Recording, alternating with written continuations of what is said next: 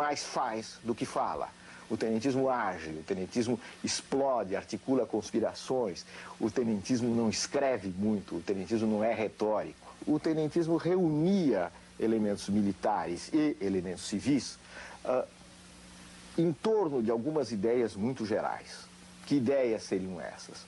A ideia da renovação dos costumes políticos do Brasil, a ideia da contenção dos interesses estrangeiros, uma tendência a resolver os problemas do país por uma via mais centralizada, necessariamente mais autoritária.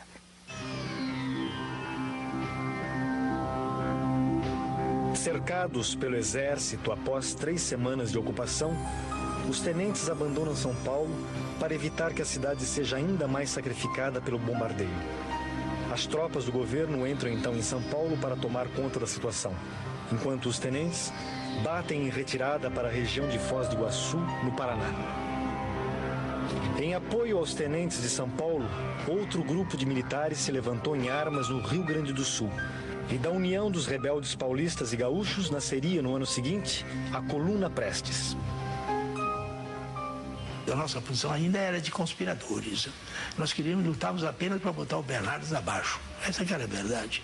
Então nós esperávamos que, mantendo a luta armada no interior do país, o governo seria obrigado a jogar tropa contra nós, aliviando lá no Rio de Janeiro, em São Paulo, onde os nossos conspiradores, os nossos companheiros botassem o Bernardes abaixo. Essa era a nossa estratégia. A Coluna Prestes atravessou o país numa marcha de 25 mil quilômetros e chegou a contar com 1.500 combatentes. Em confronto permanente com as tropas do governo, a coluna não perdeu nenhum combate. Porque uma das conclusões que a gente tira da marcha da coluna é que o brasileiro, quando confia na liderança, é capaz de toda abnegação, é capaz de morrer, mas cumprir o seu dever. Nós tivemos diversos casos de companheiros que ficaram numa situação que, para cumprir o dever dele, que era dar um tiro, às vezes, só para assinalar que o inimigo estava presente, né? Ele sabia que ia morrer, porque o inimigo ia matá-lo, mas ele dava o tiro. Após 2 anos e meio, os remanescentes da coluna buscaram um exílio na Bolívia e no Paraguai. 2 de suas reivindicações seriam atendidas pelo novo governo: a suspensão do estado de sítio e a restauração da liberdade de imprensa. Uma vez mais, a história se repetiu. No Palácio do Catete, um mineiro passou o bastão a um representante de São Paulo. Arthur Bernardes entrega a presidência a Washington Luiz, em novembro de 1926.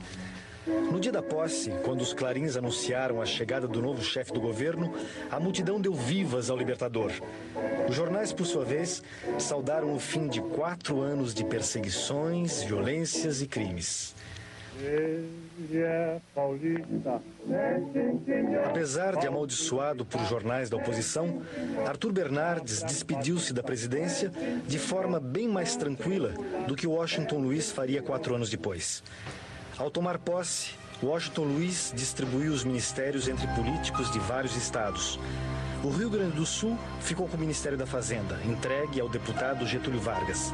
Getúlio seria ministro da Fazenda só por 1 ano, até ser eleito para o governo do Rio Grande do Sul. Para Washington Luiz, governar era abrir estradas. Esportivo, bonitão, cheio de força e saúde, Washington Luiz não fugia à regra da República Velha. Era um homem da oligarquia cafeeira. Menos de 1 mês depois da posse, enviou ao Congresso um projeto de reforma monetária beneficiando as exportações. Com a suspensão do estado de sítio e da censura à imprensa, o país respirou aliviado e Washington Luiz se entregou à inauguração de grandes estradas como a Rio Petrópolis e a Rio São Paulo.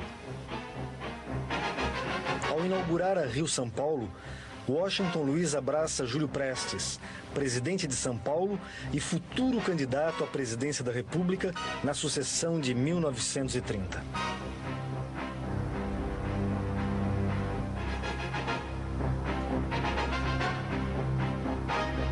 Ainda em 1928, o presidente eleito dos Estados Unidos, Herbert Hoover, visitou o Brasil.